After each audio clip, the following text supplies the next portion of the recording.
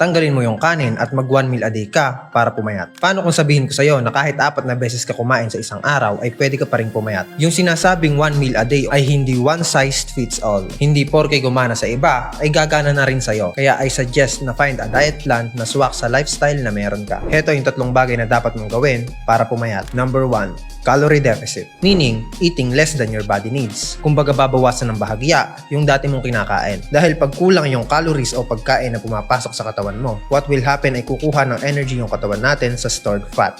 Kaya numinipis yung katawan o nawawala yung taba. Sa mga nagtatrack naman ng pagkain, ibig sabihin, babawasan mo lang ng 300 to 500 calories yung maintenance calories mo. And guess what? Kahit anong diet ay mag-work basta na-follow yung rule ng calorie deficit. Kaya I suggest na find a diet plan na sustainable at siguradong kaya mong sundan. Number 2, eating healthy. Bawas-bawasan o iwasan mo muna ang pagkain sa labas hanggat maaari. Dahil maliban sa chemicals at preservatives na nakalagay dito, ay kalimitang matataas yung calories na nabibili natin sa labas. Kaya posibleng sumobra yung calorie intake mo na naglilid naman sa pag-gain ng fats. Focus on eating nutrient-dense food tulad ng gulay at prutas. Much better kung ikaw yung magpe-prepare ng meal mo at ang source mo ng protein ay chicken, beef, or fish. Pro tip: portion control is very crucial para siguradong hindi ka nag-overeating kahit na healthy yung kinakain mo. Kaya I suggest na gumamit ng food scale kagaya nito para matrack yung calories ng pagkain mo. Again, kailangan mo bawasan, hindi tanggalin yung kanin kung gusto mong pumayat and at the same time nakakakain and na-enjoy pa rin yung rice. 3. Move more,